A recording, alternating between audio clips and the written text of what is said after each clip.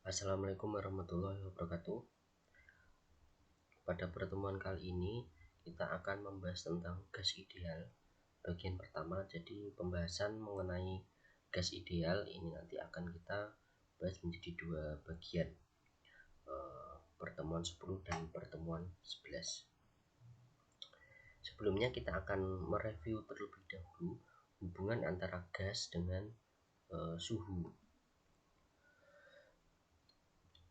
Gas itu merupakan suatu bahan yang sifatnya itu secara termometrik adalah yang terbaik, karena perbandingan tekanan gas P pada suhu berapapun terhadap tekanan PTP, yaitu tekanan gas pada saat berada di titik triple untuk gas yang sama saat keduanya mendekati 0, maka grafiknya itu akan mendekati suatu nilai yang tidak tergantung pada jenis dan sifat gas. Nah, batas nilai perbandingan ini yaitu P per PTP jika dikalikan dengan suhu 273,16 itu didefinisikan sebagai suhu T gas ideal yang memiliki suhu T itu, yang pada saat suhu T itu gas mengerjakan tekanan sebesar P.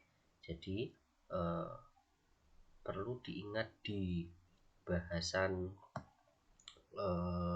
suhu dan pengukurannya itu kan, suhu gas ideal dinyatakan sebagai 273,16 Kelvin, limit PTP mendekati 0 P per PTP. Nanti di slide selanjutnya akan direview kembali suhu yang dimaksud suhu T gas ideal yang saat memiliki suhu T itu mengerjakan tekanan P itu seperti apa. Nanti ada rumusnya untuk merefresh lagi suhu dan pengukurannya. Nah, alasan dibalik keteraturan sifat ini bisa ditemukan dengan menyelidiki cara terkait dengan hasil perkalian PV suatu gas yang bergantung pada P. Nah, ini pertemuan yang ke-10. Pertama kita akan membahas tentang persamaan gas ideal. Nah, persamaan gas terlebih dahulu, persamaan keadaan gas. Nah, pada persamaan keadaan gas ini kita akan tinjau suatu gas yang terdiri atas N mol pada tekanan P, volume V, dan suhu konstan tertentu. Jadi nilai T-nya tertentu sedang diukur pada rentang nilai P yang banyak. Jadi nilainya misalkan dari 0 sampai 40 kali tekanan atmosfer. Jadi gitu. Jadi tidak hanya 1 atm, 2 atm, 3 atm gitu saja. Jadi misalkan dari 0 sampai 40 kali tekanan atmosfer. Kemudian kita kalikan antara P dengan V ini. P dengan V, di mana V kecil itu adalah volume molar. Volume molar itu adalah volume total dibagi dengan jumlah mol. Jadi V kecil. Kemudian digrafikkan sebagai fungsi P. Jadi hubungan grafiknya nanti adalah PV versus P. Hubungan antara PV dengan P itu ditunjukkan untuk gas nyata melalui deret pangkat yang berbentuk PV sama dengan A kalikan 1 plus BP plus CP kuadrat. Kalau di sini diteruskan berarti DP pangkat 3 dan seterusnya. Nah, ABC ini disebut dengan koefisien virial dan bergantung pada suhu dan juga sifat gas, ya. Jadi koefisien virial ini koefisien tertentu nanti di situasi atau sistem keadaan gas tertentu akan kita peroleh koefisien virial itu seperti apa. Jadi koefisien virial ini bergantung pada suhu dan juga pada sifat gas. Nah, pada tekanan 0 sampai 40 kali tekanan atmosfer, hubungan PV dan V itu ternyata berupa garis linear atau garis lurus berdasarkan hasil eksperimen. Sehingga hanya jadi di persamaan yang ini, jadi hanya dua suku awal saja yang berpengaruh signifikan, yaitu A plus BP, karena kalau CP kuadrat itu kan sudah persamaan kuadrat, jadi garisnya kan sudah tidak lurus lagi kan. Nah, yang karena hasil eksperimen itu hasilnya adalah berupa garis linear atau garis lurus, maka suku yang berpengaruh itu hanya A plus BB, yang CB kuadrat dan seterusnya tidak berpengaruh signifikan. Pada umumnya, semakin besar rentang tekanan, semakin banyak jumlah suku pada deret pangkat tersebut. Nah, ini grafik yang dimaksud tadi, yaitu perkalian antara P dengan volume molar, kemudian versus P, tekanan di sini. Ini adalah satuannya MPa, jadi megapascal, dari 0 sampai 4. Nah, ini ternyata ada beberapa gas ya, hidrogen, nitrogen, air, dan O2. Ketika tekanannya itu semakin rendah, maka apapun jenis gasnya, jika suhunya itu sama untuk H2N2, air, dan air itu adalah udara ya, udara normal, dan O2 itu ternyata ketika suhu tekanannya mendekati 0, maka akan menuju titik tertentu yang sama pula. Nah, di sini ada 3 grafik. Grafik yang paling atas itu adalah gas pada suhu air mendidih, kemudian yang tengah suhu pada titik triple air, kemudian yang grafik yang paling bawah itu adalah suhu pada saat CO2 dalam fase padat. Nah, perlu diperhatikan bahwa saat tekanan P itu mendekati 0, perkalian PP mendekati nilai yang sama untuk semua gas pada suhu yang sama pula.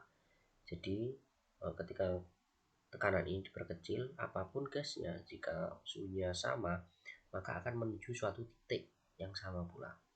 Nah, di sini untuk yang paling atas di sekitar 3,1, kemudian yang tengah ini di sekitar antara 2,3 dan 2,2, kemudian yang paling bawah antara 1,7 sampai 1,6. Nah, dari deret pangkat sebelumnya dan dari grafik-grafik ini, maka koefisien V real A itu ternyata tak tergantung pada sifat gas dan hanya bergantung pada suhu. Nah, kita lihat bahwa semakin kecil yang titik itu, yang titik yang dituju oleh masing-masing gas yang berbeda itu adalah suhunya. Jadi ketika suhu air mendidih ternyata dia di sekitar 3,1, kemudian di titik triple mendekati 2,3, kemudian yang suhunya itu pada saat CO2 pada fase padat itu mendekati 1,7. Jadi apapun gasnya, ketika suhunya sama dan tekanannya semakin diperkecil, maka akan menuju titik yang sama. Dari sini ketika limit P mendekati 0, untuk nilai P kalikan V, koefisien V real A itu ternyata hanya fungsi suhu saja, tidak tergantung pada jenis gas. Nah, ini kita ingat bahwa suhu gas ideal didefinisikan sebagai ini. Nah, ini yang kita review tadi di slide yang kedua, bahwa T sama dengan 273,16 Kelvin, limit PTP yaitu tekanan pada saat titik triple mendekati 0, maka perbandingannya itu adalah P per PTP. Ini adalah suhu gas ideal pada keadaan volume konstan. Kemudian kita dikalikan dengan volume molar V per N di sini. Nah, maka ini bisa dinyatakan menjadi limit PV per limit PV TP.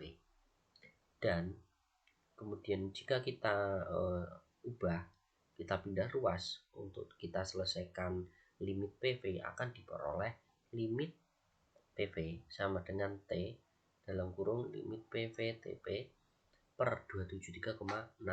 Jadi ini di yang limit PV ini dipindah ke ruas kiri, kemudian yang T dipindah ke ruas kanan, atau dengan kata lain yang di sini dikalikan dengan seperlimit PV, kemudian yang di sini juga akhirnya berpindah seperti itu. Suku yang ada di dalam kurung yang ada di sini itu disebut dengan konstanta molar gas. Jadi limit PV TP per 273,16 itu adalah konstanta molar gas R. Untuk semua gas pada tekanan rendah dan suhunya sama, itu menunjukkan nilai R yang sama. Ini adalah prosedur bagaimana konstanta molar itu ditemukan dari proses hubungan penyelidikan antara perkalian PV dengan P.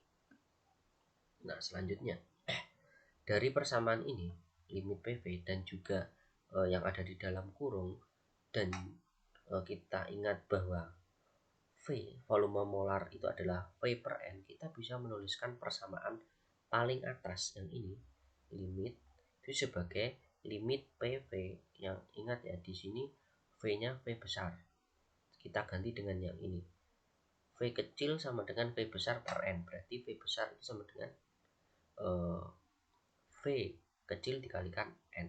Nah, kemudian ini kita substitusikan ke sini, maka akan didapatkan limit PV sama dengan nRT. Kita ganti ini itu dengan nilai R. N didapatkan dari volume molar. Persamaan ini adalah persamaan keadaan gas pada limit tekanan rendah. Persamaan ini juga adalah persamaan keadaan eksperimental gas ideal. Nah, jadi ini adalah persamaan gas ideal untuk limit tekanan rendah itu. Jadi sebenarnya tekanan gas nyata itu secara umum seperti ini. Tetapi ketika pada keadaan rendah, gas nyata itu secara eksperimen mendekati sifat gas ideal. Karena limit PV sama dengan A sama dengan RT, maka bisa dituliskan PV per RT sama dengan 1 plus BP plus CP kuadrat DP pangkat 3 dan seterusnya. Koefisien virial mempunyai peran penting tidak hanya di termodinamika secara praktis, tetapi juga fisika teoritis. Hal ini karena terkait dengan sifat molekular atau sifat-sifat gas. Nah, tadi kan disebutkan di sini bahwa ini di sini. Nah, koefisien virial itu tergantung pada suhu dan juga pada sifat gas. Itu untuk gas secara umum. Nah, tapi untuk tekanan rendah ternyata koefisien virial yang A itu hanya tergantung pada suhu, tidak tergantung pada jenis gas. Ini kasus khusus untuk gas bertekanan rendah. Oke, lanjut. Nah, ini adalah virial koefisien untuk nitrogen.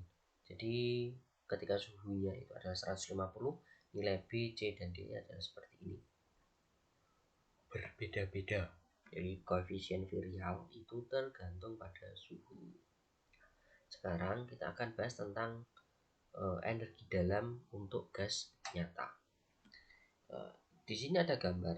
Nah, di sini ada gambar ada kompartemen atau bejana adiabatik. Nah, ini dinding adiabatik. Kemudian ada dua bagian yang dipisahkan. Yang satu bagian itu berisi gas, yang satu laginya kosong atau vakum. Kemudian di sini ada pembatas. Nah, ketika pembatas ini dihilangkan, maka akan terjadi ekspansi bebas adiabatik. Nah, ekspansi bebas adiabatik ini karena ya temboknya ini adiabatik, kemudian ekspansi bebas itu berarti yang awalnya di sini kosong salah satu bagian, ketika ini dihilangkan maka gas yang ada di satu bagian itu akan secara bebas masuk ke daerah yang kosong atau ruang yang kosong ini. Nah, peristiwa itu tidak melibatkan usaha dan tidak ada kalor yang ditransfer. Tidak ada kalor yang ditransfer karena dinding adiabatik. Kemudian tidak ada atau tidak melibatkan usaha karena volumenya tidak berubah. Sistemnya ini di volumenya juga berubah. Nah, berdasarkan hukum satu termodinamika, karena Q dan W sama dengan 0, maka energi dalamnya kan tidak berubah.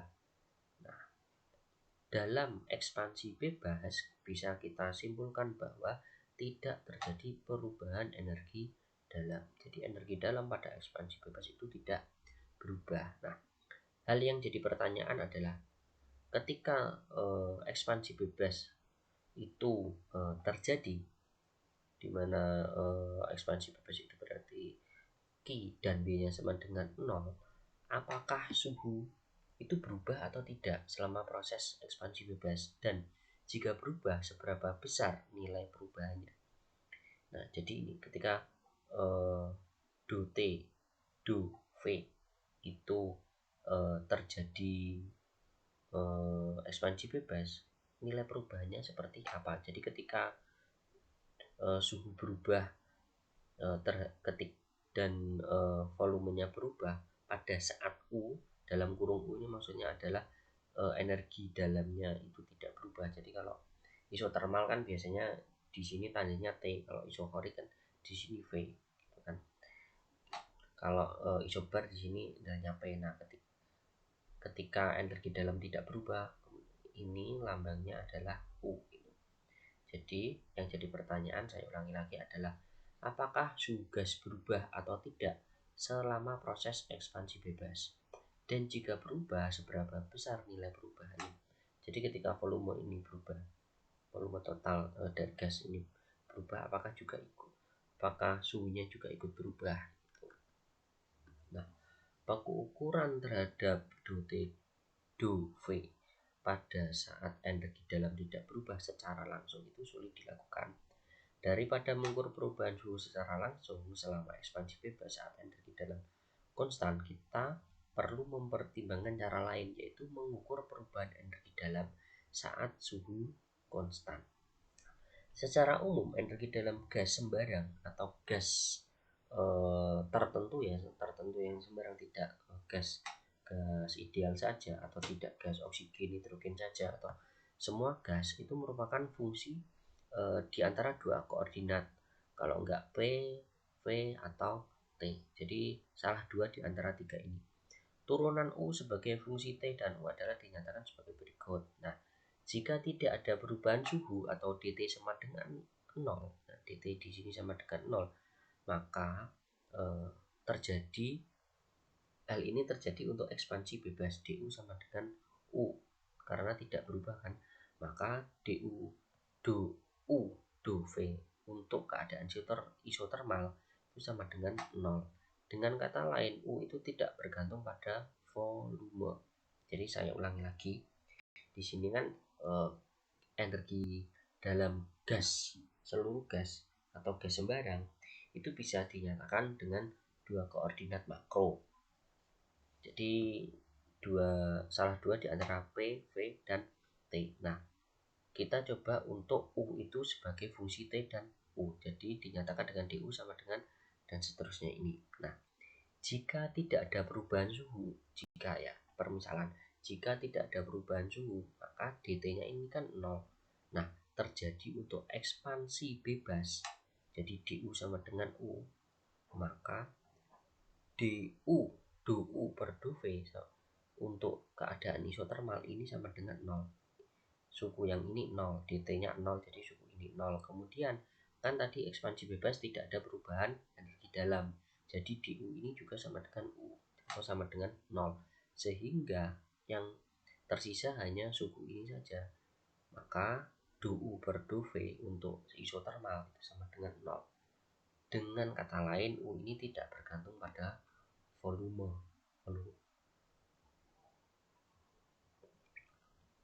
Nah, selanjutnya, jika U itu adalah fungsi T dan P, kalau ini kan sebelumnya fungsi T dan U. Kalau U itu fungsi T dan P, kita peroleh du sama dengan dan seterusnya ini. Kemudian kita andaikan jika tidak ada perubahan suhu, berarti kan dt-nya sama dengan 0. Di ekspansi bebas itu du sama dengan 0. Maka du P untuk isotermal itu sama dengan 0. Jadi perubahan energi dalam saat terjadi perubahan tekanan pada keadaan isotermal itu sama dengan 0.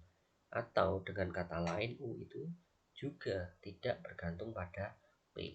Jadi di sini kita tahu bahwa U tidak bergantung pada V dan U tidak bergantung pada P, ya. Sampai di sini kita tahu bahwa jika tidak ada perubahan suhu di ekspansi bebas, maka energi dalam itu tidak bergantung pada volume dan juga pada tekanan, sehingga energi dalam hanya merupakan fungsi dari T saja. Untuk energi dalam gas nyata pada peristiwa ekspansi bebas. Nah, sekarang untuk gas ideal. Sifat gas ideal. Nah, pada kasus gas nyata hanya pada saat limit tekanan P mendekati 0 yang membuat kita berasumsi bahwa persamaan keadaan gas itu adalah PV sama dengan nRT. Nah, ingat lagi yang ini.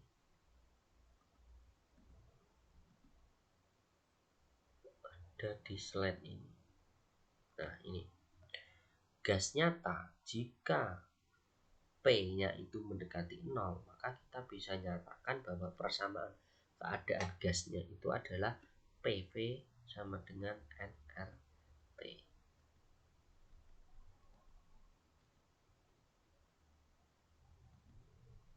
Oke. Nah, lebih lanjut, energi dalam gas nyata adalah fungsi dari tekanan dan suhu. Energi dalam gas nyata adalah fungsi tekanan dan suhu. Sampai di sini kita mendefinisikan gas ideal sebagai gas yang memiliki sifat yang sama dengan gas nyata saat tekanan rendah. Jadi gas ideal itu sebenarnya tidak ada. Yang ada itu adalah gas nyata. Nah, gas nyata jika tekanannya rendah maka akan mendekati sifat-sifat gas ideal. Secara definisi, gas ideal itu memenuhi persamaan matematis ini. Jadi ini persamaan-persamaan yang mendeskripsikan sifat gas ideal. Yang pertama adalah PV sama dengan nRT. Kemudian dou per dou P pada saat isotermal itu sama dengan 0. Kemudian dou per dou V pada saat isotermal itu juga sama dengan 0. Jadi energi dalam untuk gas ideal itu tidak bergantung pada V dan juga P. Nah, energi dalamnya hanya merupakan fungsi dari suhu saja, fungsi T saja. U sama dengan Ft only. Nah, apa saja sifat-sifat gas ideal yang lain? Silakan dicari secara mandiri. Nah, kita lanjutkan ke bagaimana perbandingan antara gas ideal dengan gas nyata. Gas nyata pada tekanan di bawah 2 kali tekanan atmosfer itu dapat diperlakukan sebagai gas ideal. Jadi di bawah 2 kali tekanan atmosfer. Kalau tekanan atmosfer itu K, 1 atmosfer 100.000 Pascal. Jadi kalau di bawah 2 kali di bawah 200.000 Pascal itu bisa kita perlakukan sebagai gas ideal. Tuh, gas nyata. Nah, sekarang kita bahas ke hukum 1 termodinamika untuk gas ideal. Kita ingat kembali bahwa untuk proses kuasi statik infinitesimal untuk sistem hidrostatik, hukum 1 termodinamika dinyatakan dengan dq sama dengan du plus p dv. Dan kapasitas kalor saat volume konstan Cv dinyatakan dengan du per dtv pada saat volume konstan isokolik. Nah, untuk kasus khusus gas ideal, U itu kan atau energi dalam kan hanya merupakan fungsi suhu saja. Dengan demikian turunan parsial terhadap T sama dengan turunan total. Nah, ini kan awalnya untuk hukum 1 termodinamika dan juga kapasitas kalor yang sudah kita pelajari di sebelumnya itu kan Cv dinyatakan dengan perubahan energi dalam untuk tiap perubahan suhu pada saat volume konstan. Nah, U di sini sebelum kita batasi untuk gas ideal, U itu kan merupakan fungsi dari V, T atau P. Nah, ternyata untuk gas ideal energi dalamnya itu hanya bergantung pada T saja, sehingga diferensial parsial di sini do menjadi diferensial total. Jadi untuk gas ideal Cv itu sama dengan du per dt, sehingga dq atau perubahan energi dalam yang infinitesimal kalor di sini bisa dinyatakan dq itu adalah perubahan infinitesimal untuk kalor sama dengan CV dt plus P dV. Tuh. Lalu kita nyatakan semua keadaan equilibrium sebagai persamaan gas ideal PV-nRT. Dan untuk proses kuasi-statik infinitesimal, karena infinitesimal itu prosesnya melibatkan perubahan PV dan T, maka PV ini bisa dinyatakan menjadi P dV plus P dV sama dengan nR dt. Tuh. Kita lanjutkan. Dari bentuk P dV plus P dV sama dengan nR dt, kita ubah menjadi P dV. Jadi yang P dV ini berpindah ke ruas kanan. Lalu kita substitusikan ke dq sama dengan CV dt plus P dV, akan diperoleh persamaan ini. Jadi dq sama dengan CV plus nR dt dikurangi P dV. Jadi bentuk yang ini berubah karena disubstitusikan ke dq. Totalnya seperti ini. Dengan membagi persamaan di atas yang ini, dq sama dengan CV plus nR dt dibagi dengan dt, maka akan diperoleh sebagai berikut. Nah, dq per dt itu adalah kapasitas kalor untuk tekanan konstan. Pada tekanan konstan ruas kanan, jadi ruas kanan ini adalah kapasitas kalor tekanan konstan Cp dan dp sama dengan 0. Maka didapatkan, karena ini tekanan konstan ya, kalau tekanan konstan berarti kan dp di sini 0, maka suku yang negatif ini itu nilainya 0. Kemudian dq per dt ini adalah kapasitas kalor pada saat tekanan konstan. Kita akan ganti, mana ini kursornya, kita ganti dq per dt itu sebagai Cp, sehingga diperoleh Cp sama dengan Cp plus nR. Nah, ini khusus untuk gas ideal, bukan gas nyata. Jadi untuk gas ideal Cp itu sama dengan, atau kapasitas kalor pada tekanan konstan itu sama dengan kapasitas kalor pada saat volume konstan ditambah perkalian antara jumlah mol dikalikan konstanta gas R.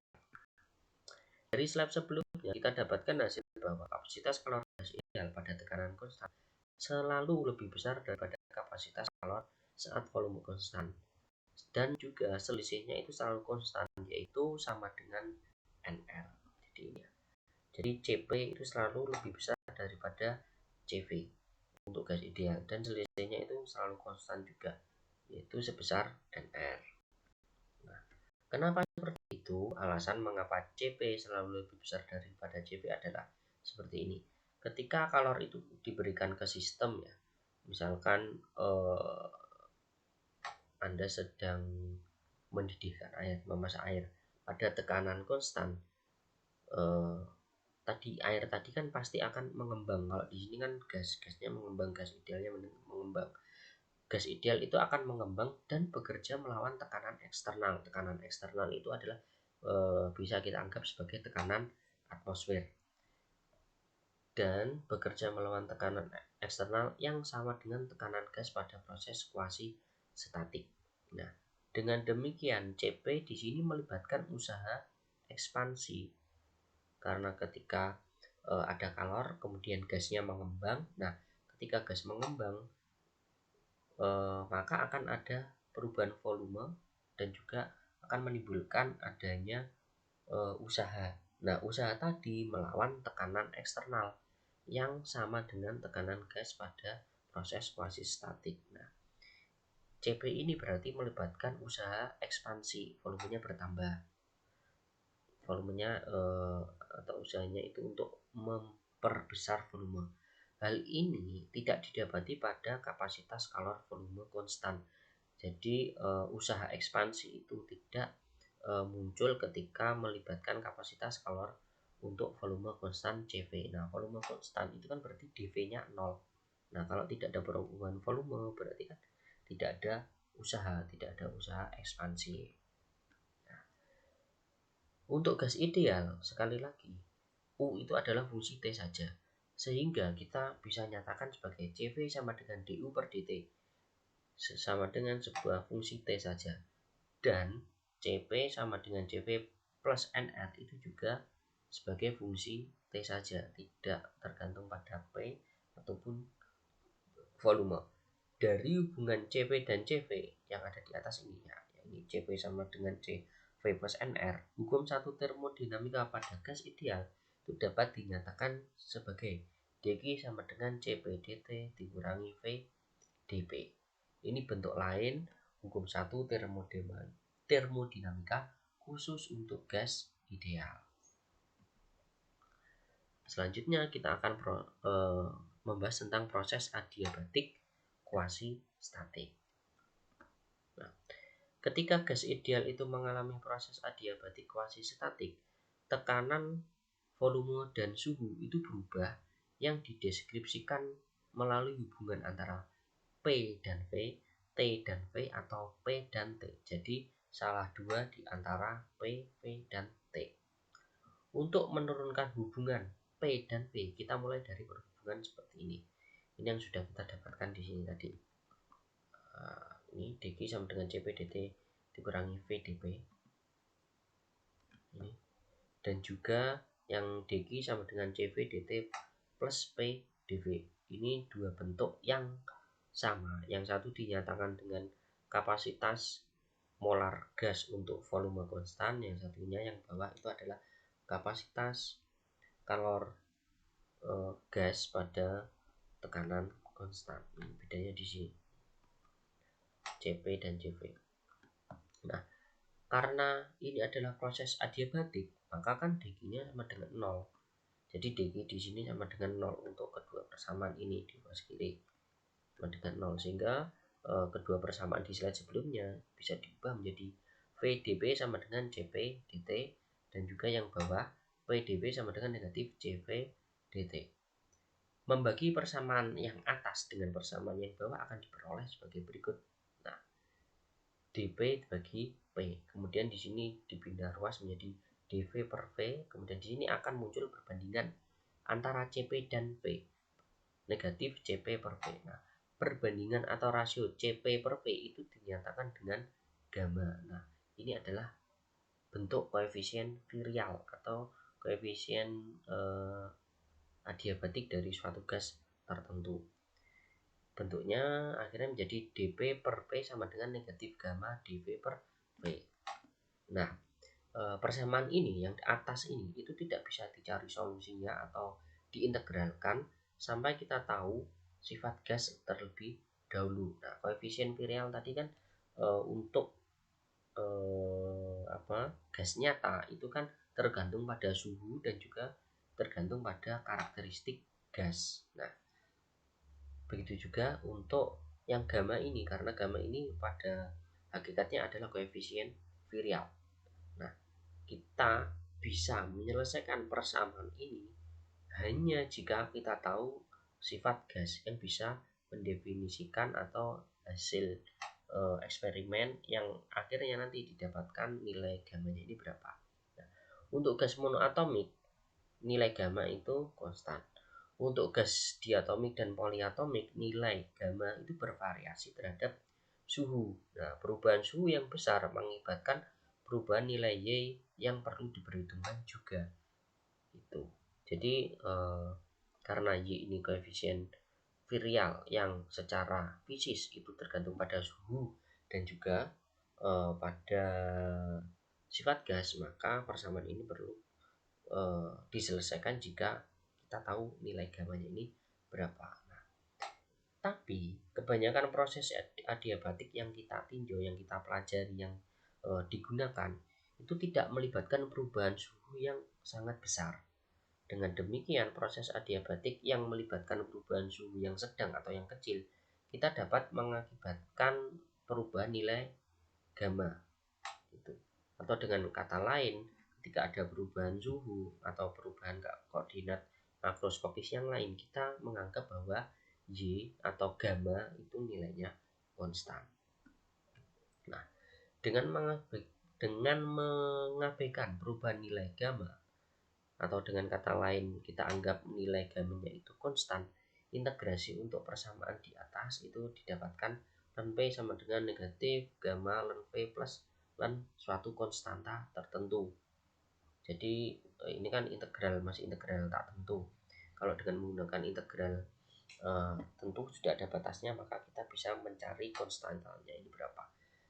Nah, di ini ada ini hubungan PV ini, perkalian PV gamma sama dengan konstan ini adalah persamaan keadaan untuk proses adiabatik. PV pangkat gamma sama dengan konstan. Persamaan ini berlaku pada semua keadaan equilibrium yang dilalui gas ideal selama proses adiabatik kuasi statik. Ya, ini yang perlu diperhatikan ya. Yang perlu diperhatikan di sini adalah ada persamaan ini berlaku untuk semua keadaan equilibrium, kemudian berlaku untuk proses adiabatik, dan juga proses adiabatiknya itu terjadi secara kuasi statik pada gas ideal. Perlu diperhatikan bahwa ekspansi bebas adalah proses adiabatik, tetapi bukan proses kuasi statik. Hal ini karena tadi kan ketika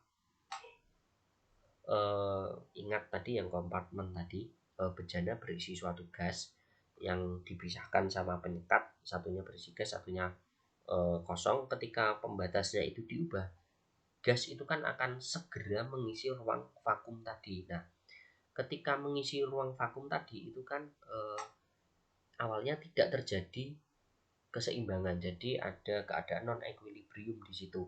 Kemudian ketika itu proses dengan segera, kemudian awalnya non equilibrium menjadi setimbang menjadi equilibrium, itu kan berarti prosesnya kan tidak kuasi statik karena tiba-tiba berubah.